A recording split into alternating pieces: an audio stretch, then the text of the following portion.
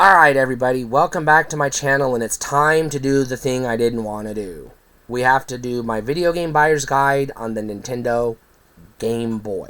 The original Game Boy, not the Pocket, not the Lite, not the Color, not the Advance, the OG. The brick.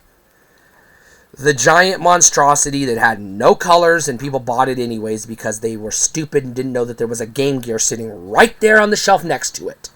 Right there. You could have bought a Game Gear, you assholes. But no, you bought a Game Boy instead. Fuckers. But because you did, I have to fucking talk about it. No, I never owned a fucking Game Boy. I had a Game Gear like a normal person. Well, anyways, it is what it is. Yeah, Tetris. Jesus Christ, give me a break. Alright, Game Boy. What collector's guide. What are we talking about? Well, the thing sold over 100 million units. So, you can get one at any thrift store in America.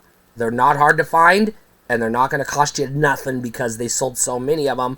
They're everywhere. So, if you want to get an original Game Boy, you're in luck. Because they're everywhere. But also, if you don't want an original Game Boy Fat, the giant brick that takes 4 AA batteries and has no color screen, maybe you do, maybe you don't. But if you just want to play Game Boy games, you're in luck. You have multiple other options. Now, the Game Boy games, I will admit, there are some classics on the Game Boy line. They've got some great games. The machine is a big fucking pile of fuck you. But it is what it is. Fortunately, you can play Game Boy games on the previously mentioned Game Boy Lite, Game Boy Pocket, Game Boy Color, and Game Boy Advance. So you have other options to play handheld Game Boy games on. But you don't just have to play them in handheld mode.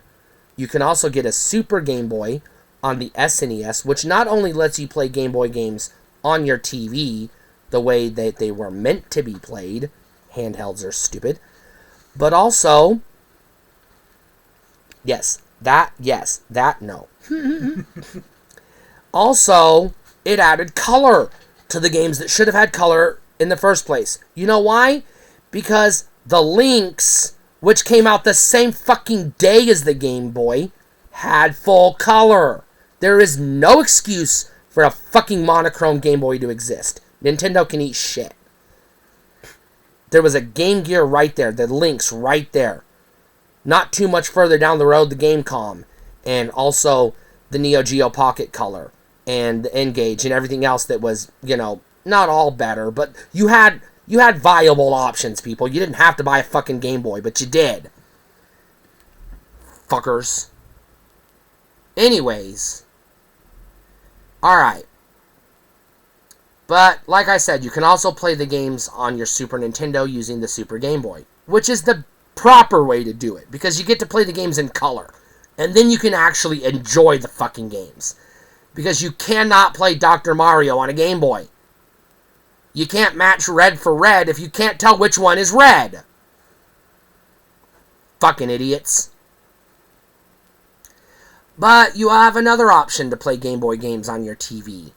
The greatest game console ever made, the Nintendo GameCube, also features an accessory, the Game Boy Player, which allows you to play Game Boy, Game Boy Color, and Game Boy Advance games on your television through your GameCube, if you're willing to shell the money for it, because yes, you will have to pay for it.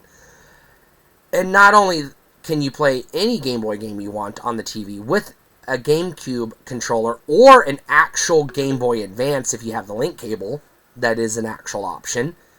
But you can, again, like the Super Game Boy, play them in full color. This time in a almost widescreen for your widescreen TV if you're playing in progressive scan mode, which it does support. So, congratulations. Now you're playing Game Boy games properly.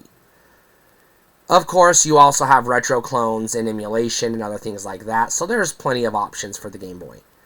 But if you are, I don't know, brainwashed by Nintendo, or you had one as a kid, or you fell for the marketing, or whatever, I'm not saying that you're necessarily an asshole, but you're probably an asshole, because you should have bought a Game Gear. Anyways, I'm done with ranting. If you want to buy a physical Game Boy, it's actually a really cool machine to collect for, because it's got so many really interesting add-ons and accessories. I'm not even going to sit here and try to list them all. You can turn your Game Boy into a digital camera. You can turn it into a digital printer. You can turn it into a calculator, and so many other things you can do with it. It's a pretty cool toy. Video game console, Game Gear. Toy, Game Boy. Thank you very much. You're welcome. Who's it for? Fucking grandmas, I guess. Because every grandma I've ever met had a Game Boy and played Tetris. It's just like the fucking Wii. Whatever. I'm over it. Obviously, I'm not a fan of the Game Boy.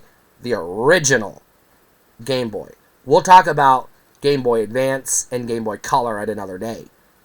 But had the Game Boy been in color in 1989 like it should have been, I would have an entirely different attitude about the piece of shit. Piece of shit.